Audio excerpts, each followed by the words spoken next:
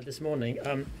As Jung said, by profession I'm a catastrophist. I'm interested in any kind of unusual type of catastrophic event. And something very weird happened to me on the plane from London to Chicago on Sunday, which has never happened to me in my experience. And the particular flight attendant for whom this accident occurred said it hadn't happened to him in 29 years of service as a flight attendant.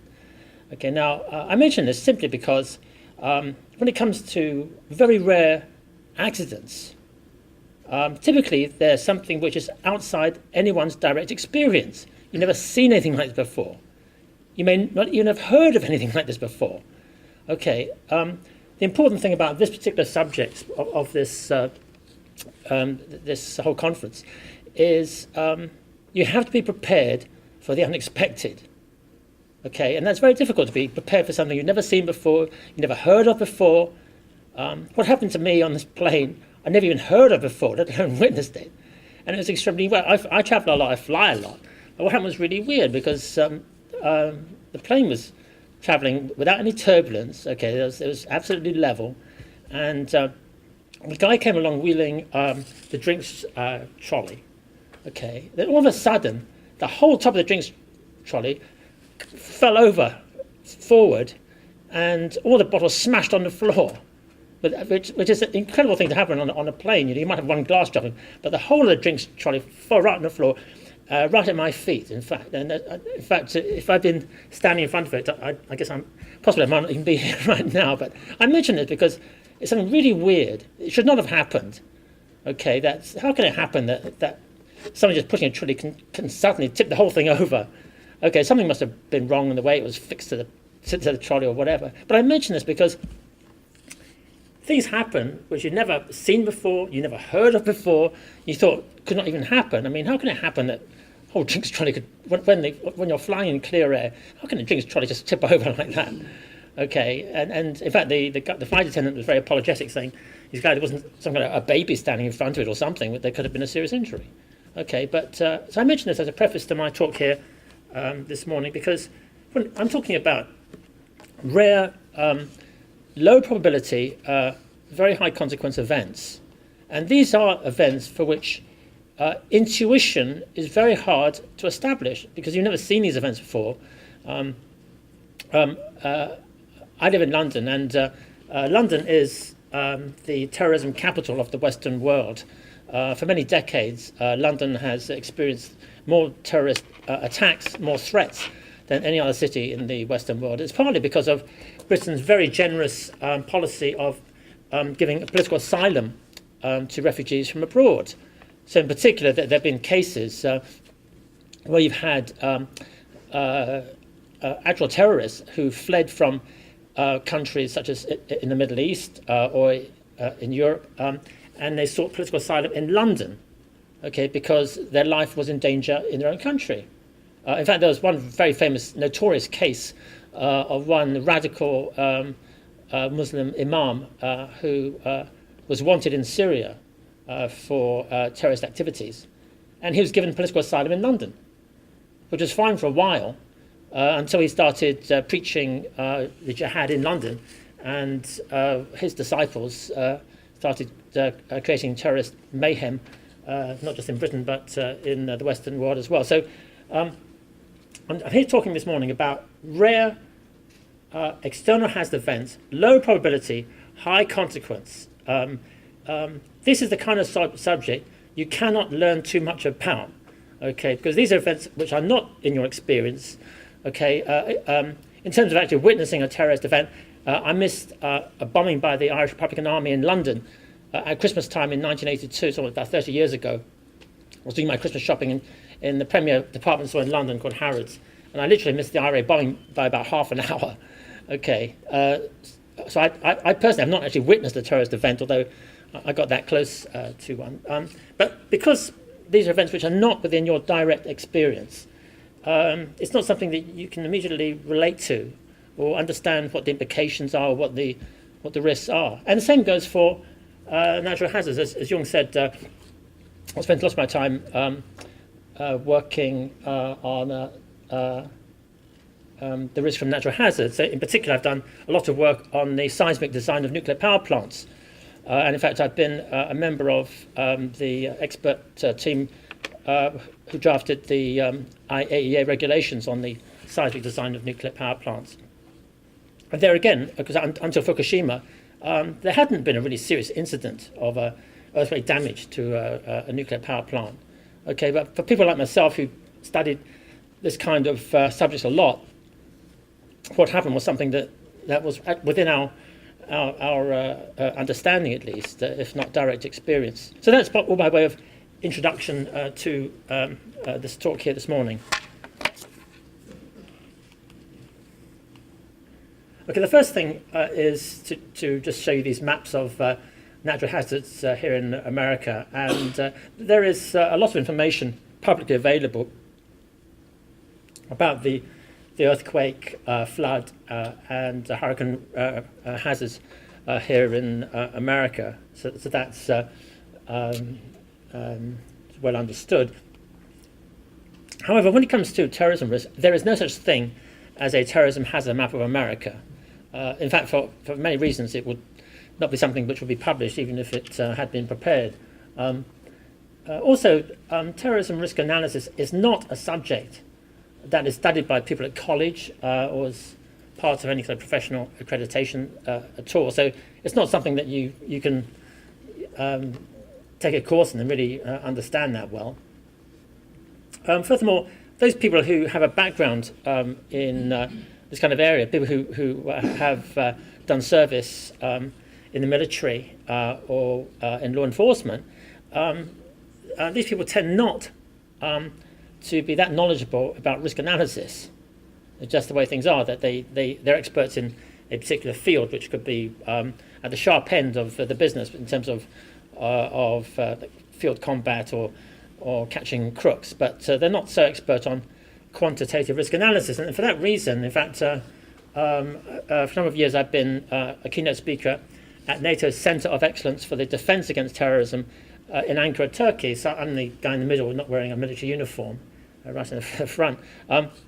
And I've always valued this experience of lecturing to the military and to police officers on my field, which is quantitative risk analysis, because the kind of ideas which underlie quantitative risk analysis are ideas which are actually useful to these guys when they perform their duties for a good reason, namely that we're talking about, again, rare events outside their experience, and they need all the kind of intuition you get from doing this kind of quantitative risk analysis in order to cope with crisis situations which may develop in the future.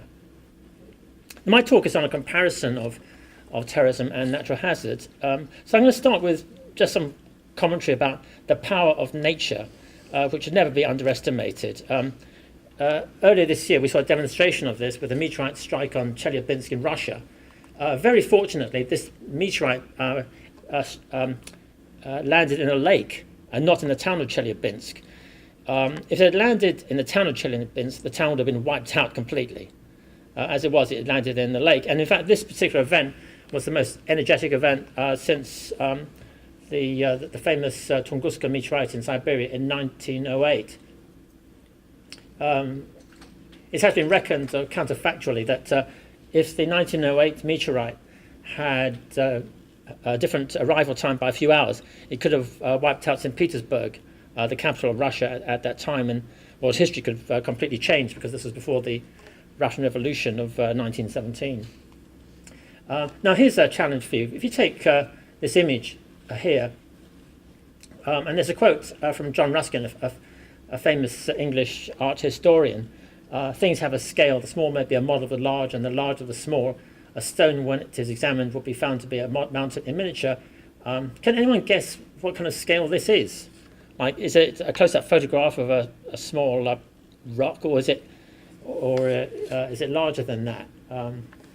Well, in fact, this is a clue. These are two people climbing up this cliff face. So this was, in fact, it could have been a close-up photograph of a rock, but in fact, it turns out to be a cliff face that these guys are climbing up. So it's not possible to tell the actual scale of a piece of rock just by looking at it. And this in itself tells you something about the severity of possible natural disasters, because a small crack in a piece of rock can at the same time be extended to an enormous geological fault capable of generating massive earthquakes. It's precisely this reason, because you cannot tell the scale of a piece of rock. Something which starts out as a small crack can turn into an enormous earthquake. Here's a math which I'll just quickly show you subliminally. That in fact there's a power law formula for natural disasters, which relates from the fact that this kind of scaling, which is a basic feature of nature. Now, earthquakes are understood to be a natural rather than a man-made disaster. But if there is a person to blame, in my view, for the Fukushima disaster, it is this Japanese professor here, Hiroru Kanamori. A feature of Japanese culture in general is the deference paid to senior figures in any particular profession. And Kanamori was the #1 seismologist in Japan.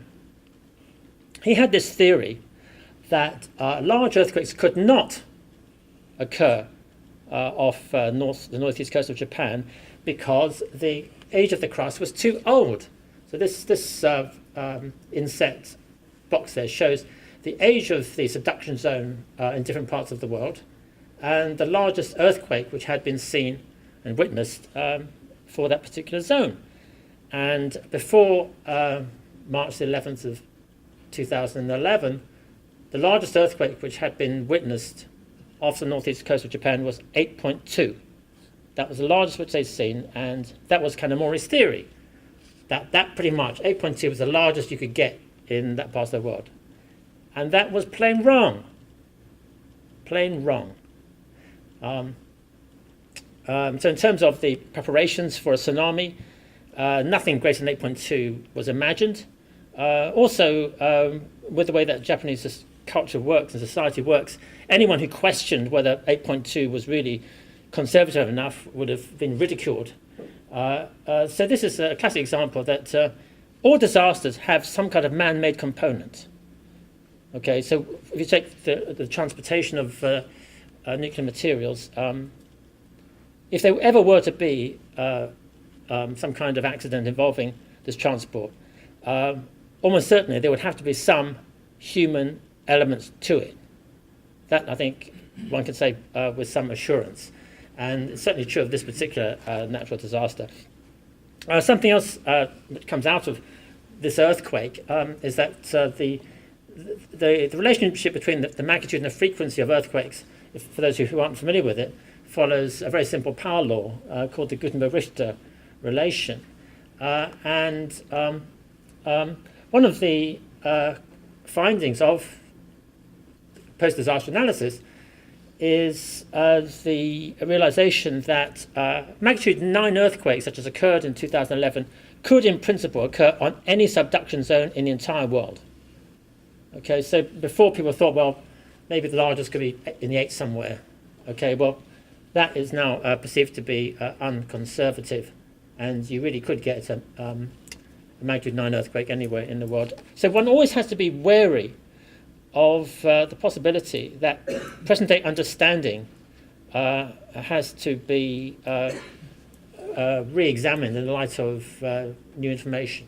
Okay, so it's so important for everyone here to be continuously hungry for information which could change your particular perception of the kind of risks that you're studying.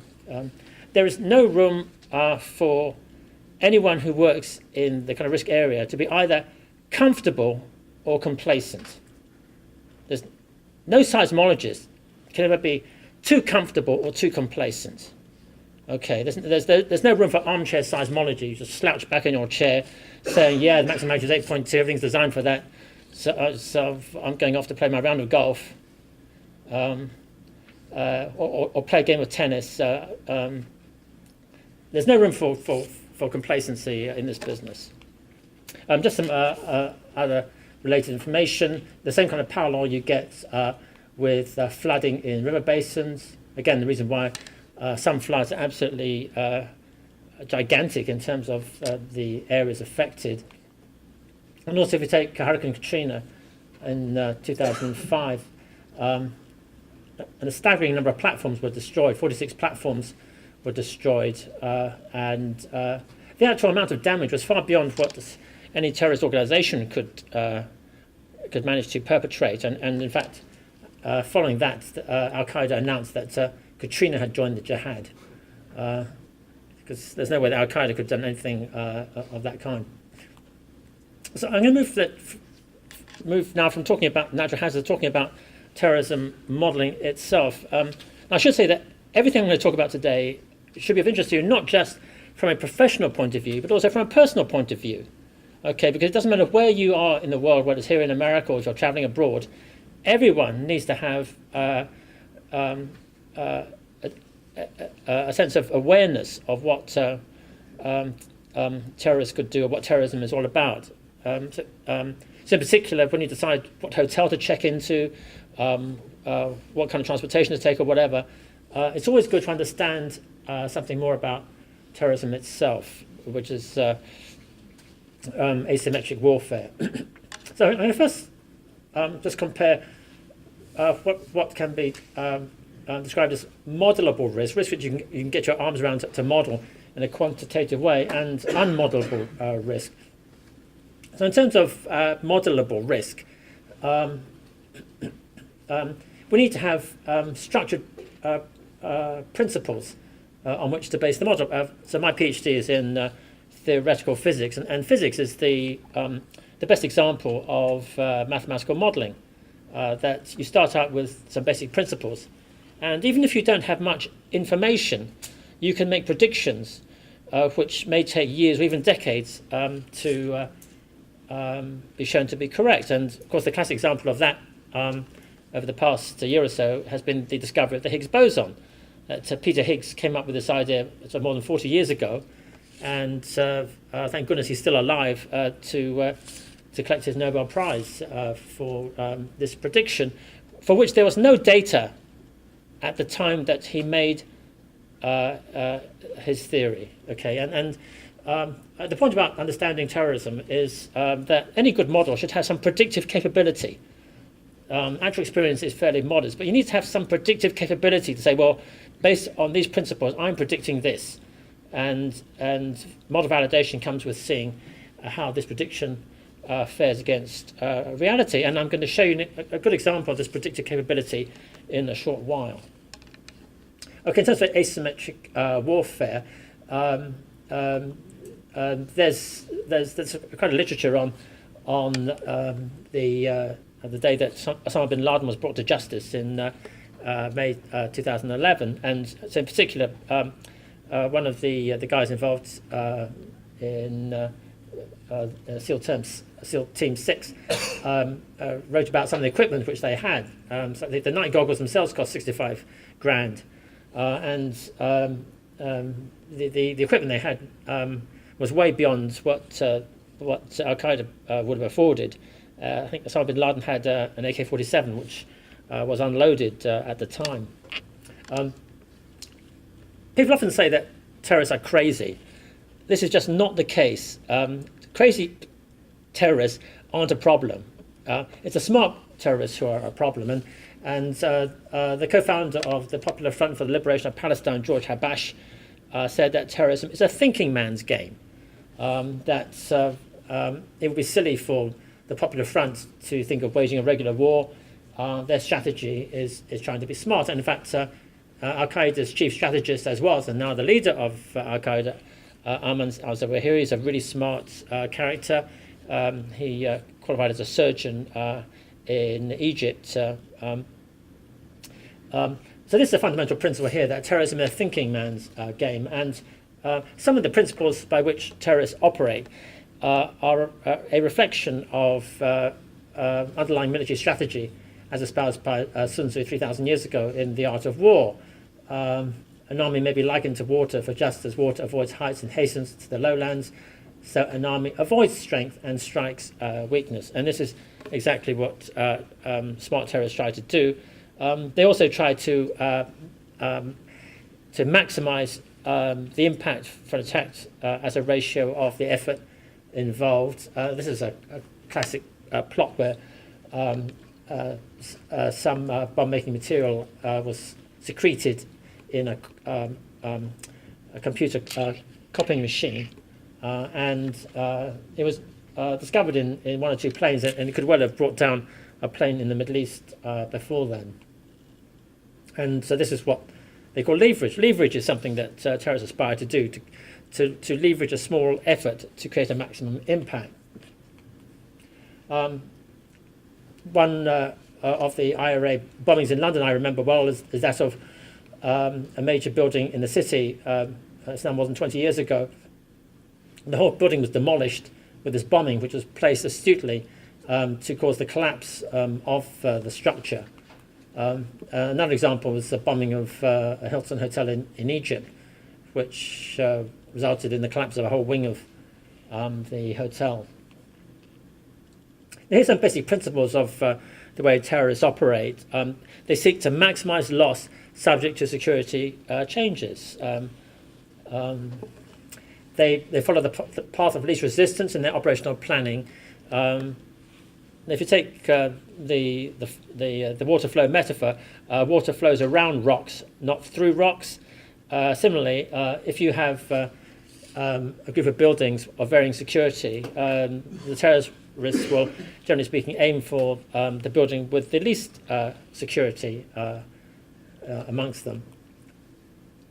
And thirdly, terrorists are members of social networks under surveillance by counter-terrorism intelligence and law enforcement services. So this is all part of the environment they have to work in, namely that they seek to maximize loss, but subject to the security environment that they are living in. Now, as far as intelligence is concerned, people who work in the intelligence services serve in silence. They don't talk about the work they do, which is very unlike the terrorists themselves, who love to publicise as often as they can the various types of escapades and plots that they are involved in. But the security services serve in silence, with a few notable exceptions, like Edward Snowden, the whistleblower. I mentioned that terrorism is a thinking man's game. The good news is that there's some even smarter people working on our side in this, namely people who work in particular for the intelligence services, the NSA and GCHQ. Being British, I'm very proud to say that there's a very close link between the National Security Agency here in America and GCHQ in England. In fact, the link is so close that I understand that they name their operations by civil wars, which by battles in the Civil War. So in America, the NSA, they name their operations by the name of battles in the American Civil War.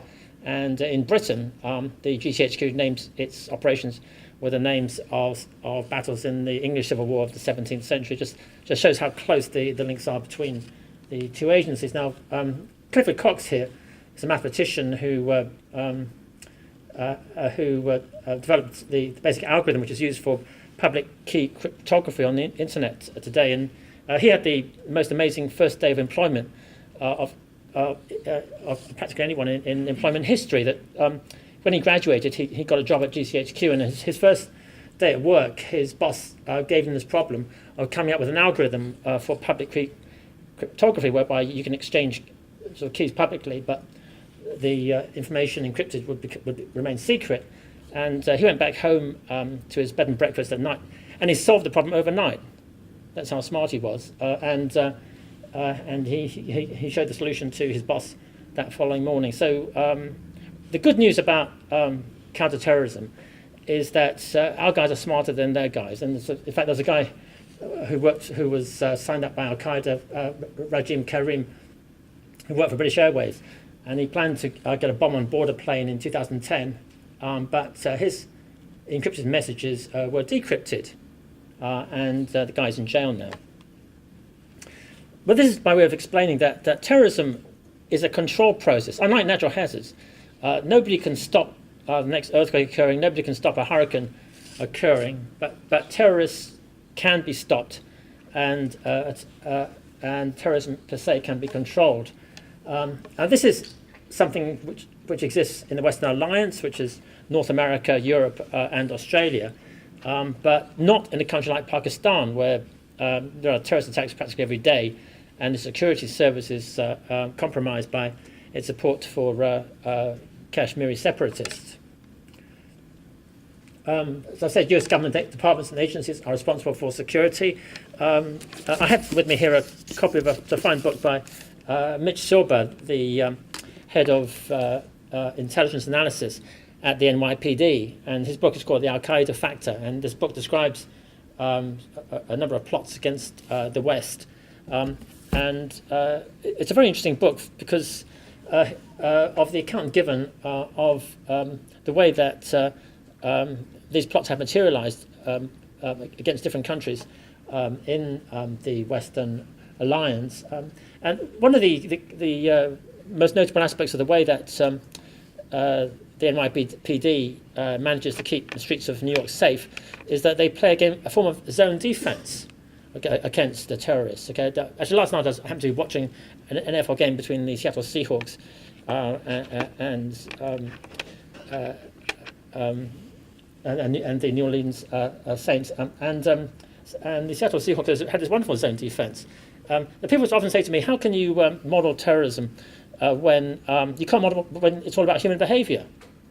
Okay, but the key thing about zone defense is that you don't need to know too much about the behaviour of the offence. You need to be able to have it covered. Okay, that's the secret of zone defense. Okay, you don't know what the quarterback is going to be, what kind of game plan the quarterback has, but whatever he plans to do, you've got your guy there in your zone defense who will deal with the threat, and that's exactly what the NYPD is and has been very successful at doing.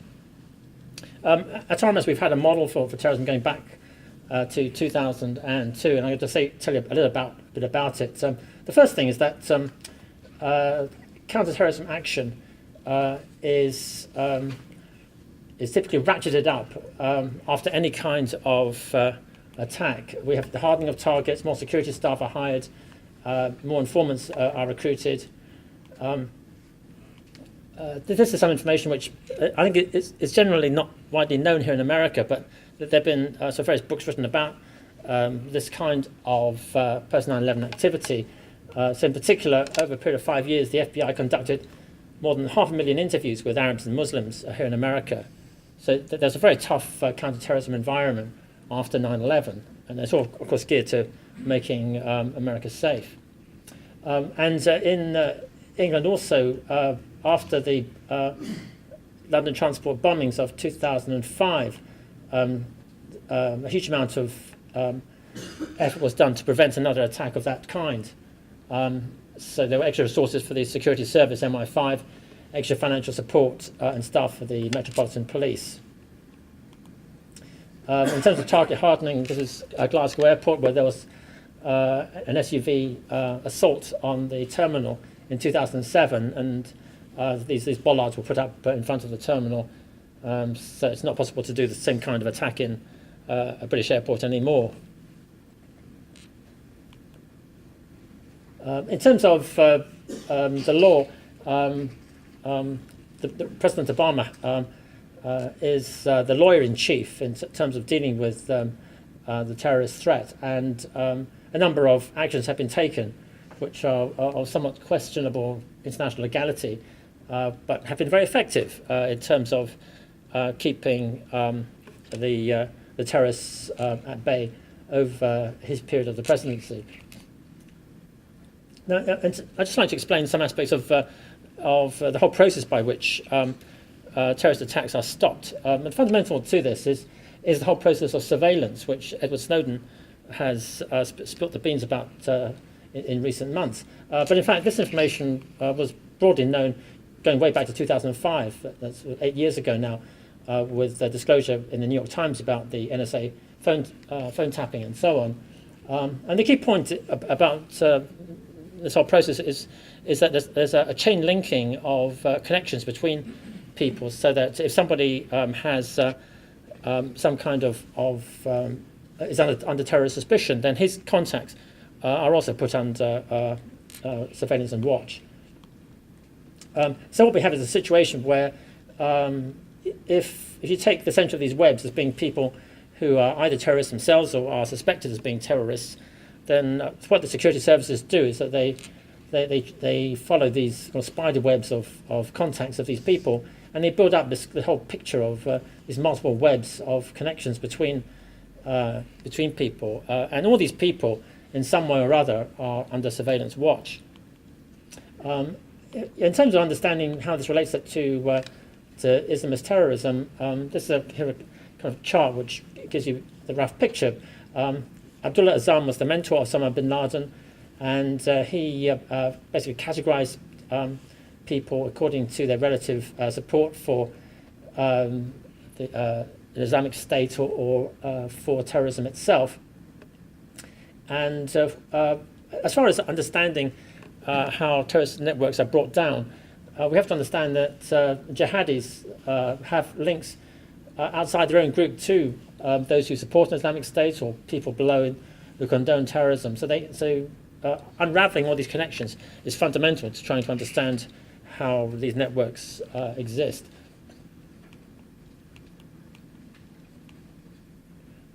So this is just the graphic hasn't quite come out that well, but if you just take a terrorist cell, then each person in that cell has some connections outside the cell, and it only takes one connection outside the cell which lands on one of these spider webs for the cell potentially to be compromised and to become known to the security services. So it's anyone trying to organise some kind of conspiracy is going to have a really tough job in the present counter-terrorism environment. So this is just kind of schematic of how somebody can have some communication with someone else in the crowd and find themselves under surveillance as well. Just a few examples of this. This is a guy, Kazib Rahman, in England, who tried to buy some weaponry, and it turned out that the guy he was buying things from turned out to be an MI5 agent, because there are many of these security and intelligence people out there who are trying to reach out to potential jihadis, and this guy fell foul of one of these. This is something else which happened in London just this May, which is one of the most atrocious acts of violence to be seen on London streets. That an English soldier was hacked to death in a really brutal way on the streets of London by two guys. This is one of them. But astonishingly, what was disclosed afterwards was that this guy here was being groomed by the MI5 as a possible informant for MI5. So he was the guy who was actually known to MI5, and he ended up murdering a British soldier earlier this year. But local informants are really crucial for helping to break up these terrorist plots. So this is just some general graphic about social network constraints, that everybody belongs to some kind of social network. There's a famous play by John Gregg called 6 Degrees of Separation. This is a quote from the play. 6 degrees of separation between us and everyone else on the planet. The President of the United States, a gondolier in Venice, just fill in the names. I find it extremely comforting that we're so close.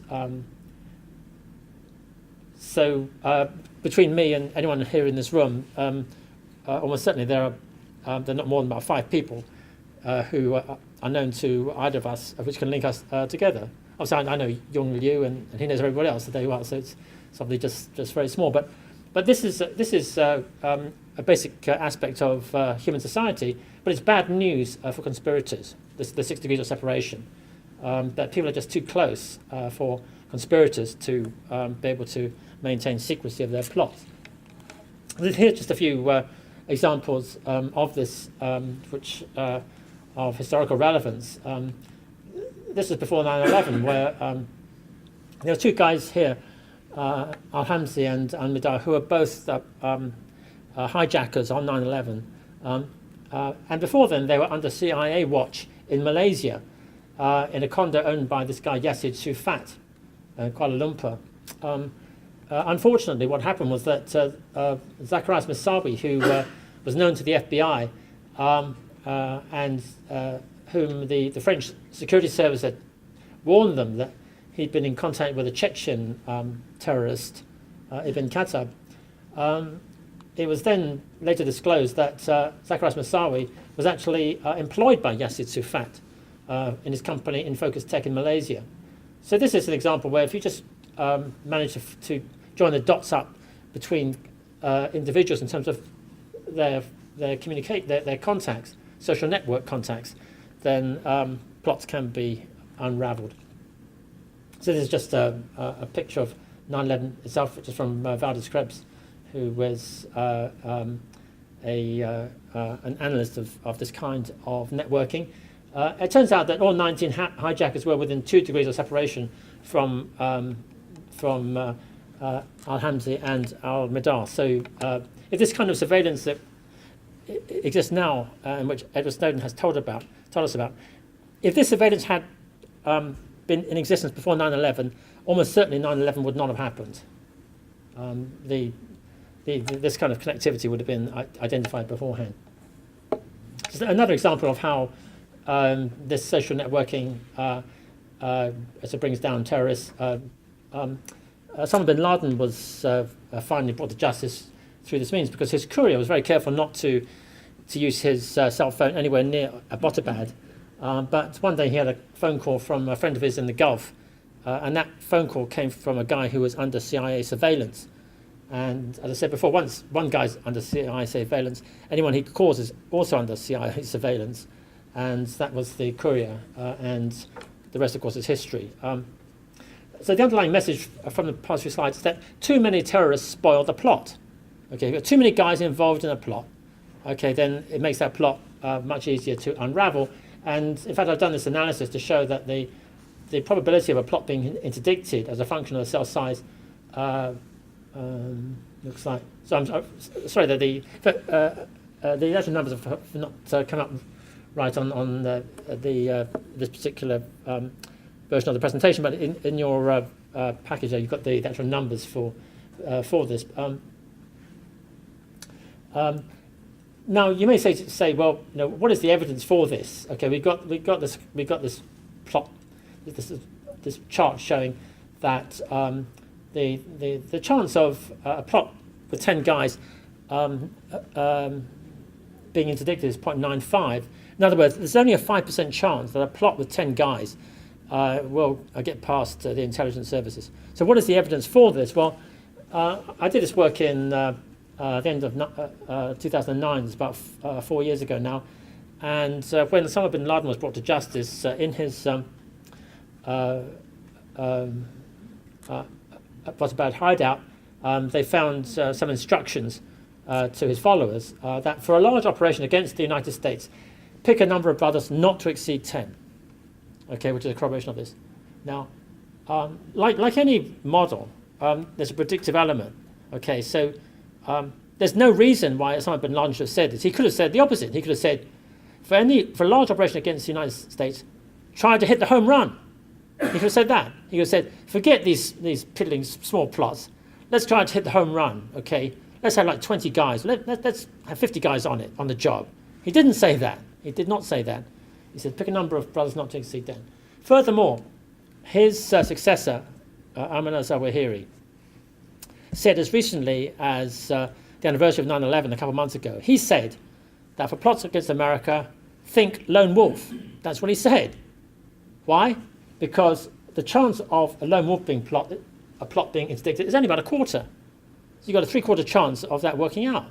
Okay, that's what Zawahiri said. He didn't say, forget these lone wolf plots, they don't cause enough damage. let's think big, let's think home run. He did not say that.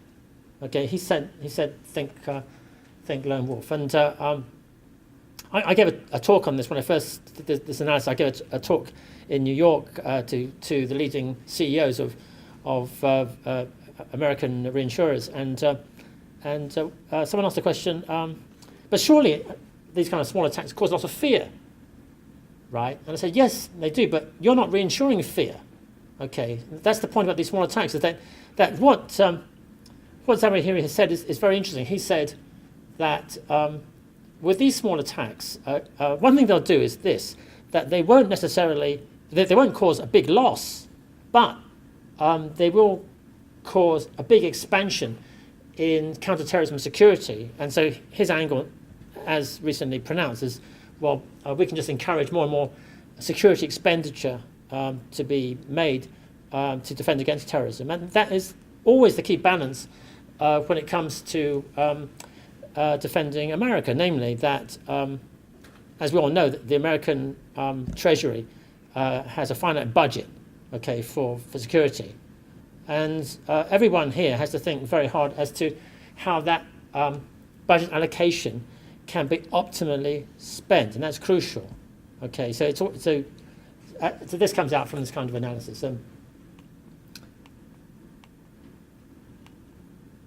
This is a quote from Leon Panetta in February of 2010. This was just after I'd done this analysis, which says that the head of the CIA reckoned that the biggest threat was some kind of lone wolf plot.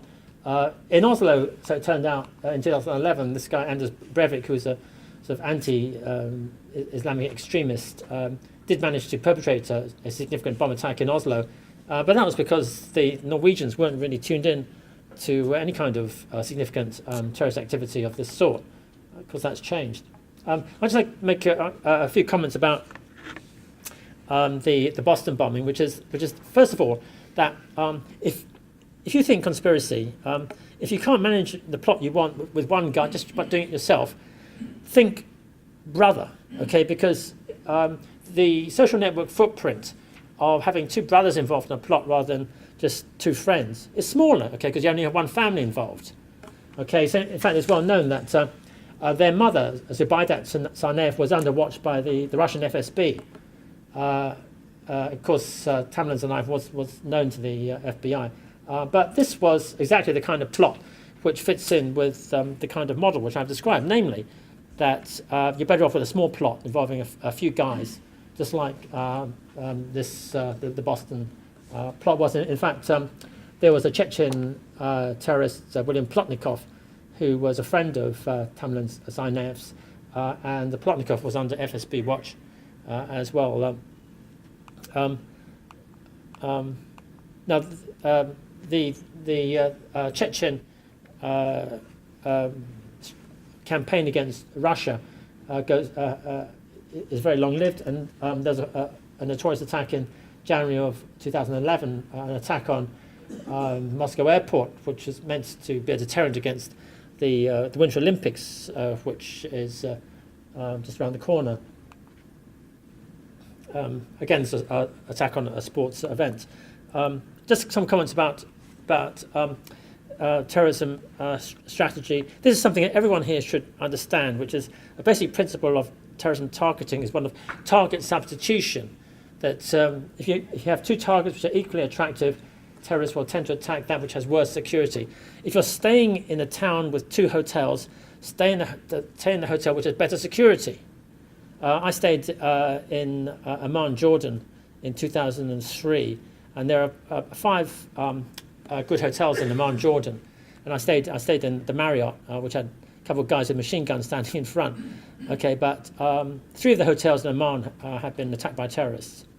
Okay, that's just one example. Okay, this is a principle everyone needs to understand. Some years ago, one of my colleagues who was going to Bali for a climate change conference asked me for my advice on where she should stay.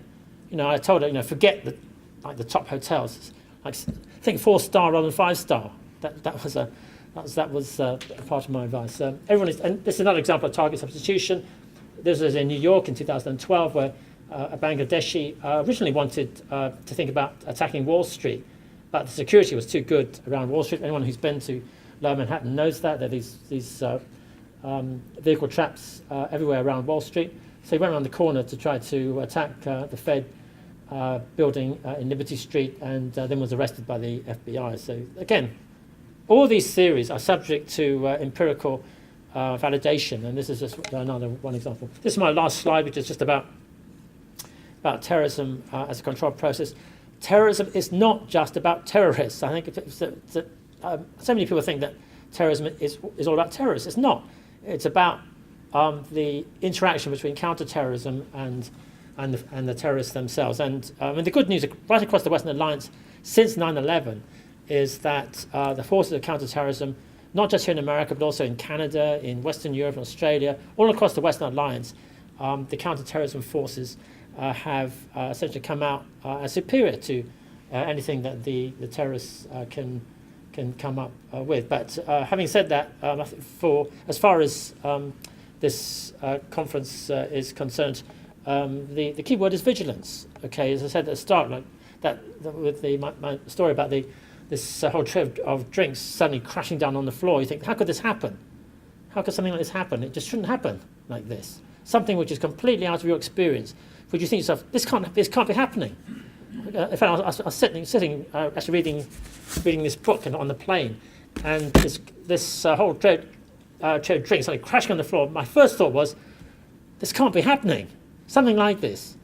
How can it happen that it was a completely clear sky, no turbulence, and the whole drink trolley goes crashing down on the floor? Something which just should not be happening. And so that's really my message to you folks here, which is that people just cannot be too comfortable or complacent in the kind of risk world.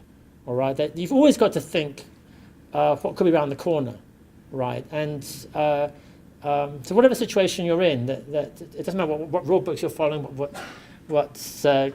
principles you're abiding by. That you need to have this kind of antenna for something which is untoward, which might happen around the corner. So that's my basic message to you this morning. And I'm going to be around at the conference all through until lunchtime tomorrow. So if any of you would like to learn more about the subject or talk to me about that, then I'll be here to answer more questions. So thank you.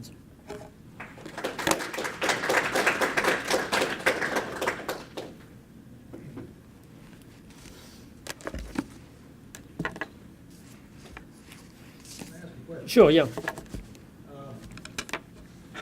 I look at like the shoe bomber, the underwear bomber, is it your view that they really intended to set the bomb off, or just by having that scenario occur, they caused additional costs in terms of security? They made it more difficult for the general population to get through security and so on. Okay. That's cost and that's pain. Sure. They accomplish their task even if the bomb doesn't go off. Yeah, well, that's certainly true. But I think nobody should be under the illusion that they weren't trying hard enough. All the examples of the terrorists who've organised these plots were serious about trying to do damage. So in fact, the story of the shoe bomber is actually in this book here of Richard Reed, and in fact he had an English accomplice, Sajid Badat. There weren't to be two shoe bombers, but the other shoe bomber had cold feet, literally cold feet, the day before, and he pulled out literally the day before. He just pulled. He had a very good upbringing in England. He was a student at school and so on, and he pulled out. But no, these plots were for real, and fortunately they didn't happen. And of course, what always strikes me whenever I fly is at what point will airport security be relaxed? In fact, when I flew in from Heathrow on Sunday, my handbag, my sort of briefcase, was subject to swabbing for explosives. So again, that happens obviously every now and again, But I think to myself, well, come on now. I mean, there's nothing in my case. It's just some papers. All right, but this, I think it's a question of everybody here. Okay, which is all about what is good security, what is adequate security, what is too expensive security, what is unaffordable security. Okay, and I think one always has to remember this, that I think which relates to your question, which is that nobody really laughing more than any al-Qaeda operative who travels on a plane. Every time I take my shoes off at an airport, I always think Richard Reed. I always think Richard Reed, because I wear these boots and so on. I always think Richard Reed when I take my boots. I think Richard Reed. And also with liquid explosives, that in 2006 there was this liquid explosives plot, which Zawahiri boasted would be the biggest attacks since 9/11. In the summer of 2006, there was this message from Al-Qaeda saying the biggest plot since 9/11 was coming, and you better be warned, it's coming. That was the liquid explosives plot, which was meant to bring down 7 planes across the Atlantic. Okay, it would have killed thousands of people, and it would have wrecked the aviation industry. That's what was planned, set to bring down 7 planes across the Atlantic. Of course, that plot was foiled because there are too many guys involved in it. But I think what's very interesting in the next few years or decade to come is this analysis of what level of security is good, adequate, too much, excessive, inadequate, or whatever. So it's going to be a very interesting debate about this in the next certain.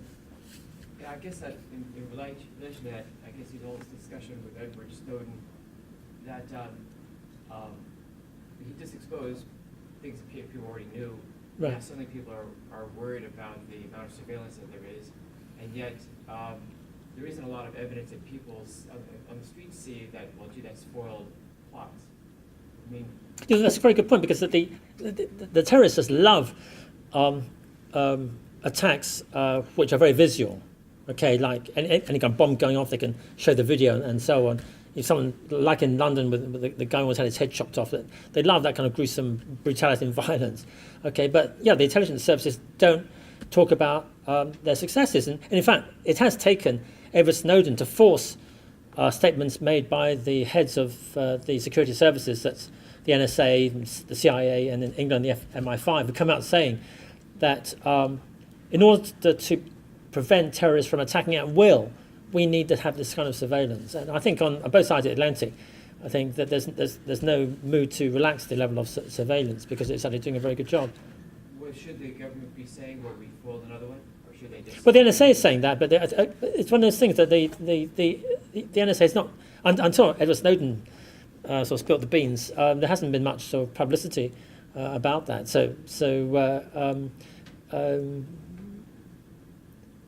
Yeah, in fact, I'm one of the few people who's presented this kind of social network analysis to show the value of this kind of thing. But it's just a feature of the asymmetry in the media war that the security services are pledged to keep quiet about the work they do, and don't celebrate their successes, unlike the terrorists. Do they need to celebrate it more? Well, I think in a way there's no option, because in particular, if there's pressure on Congress to change the surveillance legislation. In fact, in September, I gave testimony to Congress relating to terrorism insurance, and there's a disconnect in the minds of our congressmen and women about about what terrorism is about. That they don't really appreciate that counter-terrorism is essentially what terrorism is all about. It's fundamentally, that's what it is. That you need to have a very strong counter-terrorism in order to prevent these attacks from happening. And the president understands this message, and it would be a sad day, in fact, for security if the current levels of surveillance were relaxed, in my view. So, in your Western alliance, you said the United States, Canada, and Western Europe. Why not Japan? Okay, well, I should say we're here talking about exchanging information relating to terrorist plots, and in general, Japan has not really been a focus of Islamist terrorism in the way that other countries have been, because if you take the recent conflicts, take Afghanistan or Iraq, or that Japan hasn't really figured in these arenas. Not in the Islamic terrorism. Yeah, obviously they have that homegrown sort of terrorists as well, but it's well, in fact, all the countries I mentioned, from Australia to Britain, France, Germany, Spain, and so on, they've all been subject to a good number of Islamist terrorist plots. Yes, sir. Do you have an opinion on the use of the TSA approved program for managing airport security, or your global entry program for managing? Well, in fact, it's a bit, being a non-US citizen, one thing I'm proud about is that sort of this goes back to about 2005, 2006, which is I did some analysis on the cost benefits of the US visit program. Okay, because the point about the US visit program is that its benefit is measured in terms of deterrence, that people who would otherwise be coming to America are not really doing that; they're going somewhere else. Okay, and a key part of my work over the past decade has been to do this target substitution analysis. Okay, and a classic example of that is with the Boston bombing. Okay, that the FSB made Russia a really tough target for Tamerlan Tsarnaev. Okay, his mother was under watch. He was under watch by the FSB. Okay, the natural enemy of the Chechens is Russia. Okay, essentially the Russia has committed sort of genocide in Chechnya. But Tamerlan Tsarnaev knew that his chance of perpetrating a successful attack in Russia was almost zip. Okay, if he ever tried to get any kind of weapon together, he would have been arrested. Okay, but it's much easier for him to come to America to attack another country hostile to Islam, and that's what he did. And in fact, someone in the Beltway asked me this question, which is that he was doing an analysis of a biometric exit program in America. So everyone living in America would be fingerprinted. Okay, so that the US government would know who was leaving the country. Okay, now that's an expensive program, this biometric exit. But if that were in place, then quite possibly Tamerlan Tsarnaev would have been deterred from coming back into America to launch an attack, because he would know that he'd been under investigation. But because essentially they would have known that he'd been travelling back to Russia. Okay, so that's one example of it. And also, if you just go back to the US visit program, in my view, that the US visit program, expensive as it is, has been cost effective in that it has served as a way of deterring guys who would normally have thought about attacking America and attacked somewhere else instead. And I should say that this leads into all kinds of sort of murky territory on target substitution between allied countries. So if you take the London bombers who were motivated largely by the Iraq War, that in principle, instead of bombing London, they could have bombed New York or Washington. Okay, and what would have made it difficult would have been to travel across the Atlantic and bomb America. So in fact, when going back to about 2007, I always thought then, when I went through immigration, like in New York or Washington, and the guy at immigration used to ask me, why have you come to America? I said, business. What kind of business? That I always wanted to say, I'm here to justify your job. That's what I would like to have said to him. That I can justify this whole program, okay? Because I've been doing this analysis to show that guys like you are doing a good job in preventing. But I thought that might be a bit too complicated an explanation, and I might have quite a long time to explain it in some kind of back room or something. So I never quite had the nerve to say that. But I'm sure it's true. I'm sure it's true that that the US visit program, expensive as it is, has helped to deter would-be terrorists from coming into the country to do Americans harm. I should say that in the whole question about target substitution, that I once had a meeting with Scotland Yard in London. That's like the UK detectives, and they said that if there was an attack which happened in Paris rather than London, they wouldn't be too bothered about it. So the whole idea that people have choices, and coming back to 9/11, I'm not sure if any of you realise this, that it's actually stated in Mitch Silver's book on the Al Qaeda factor, which is originally Mohammed Atta and his accomplices weren't thinking about attacking America. They were thinking of waging the war, of fighting for the Chechens in Chechnya. That was their first plan. They wanted to fight for Islam in Chechnya.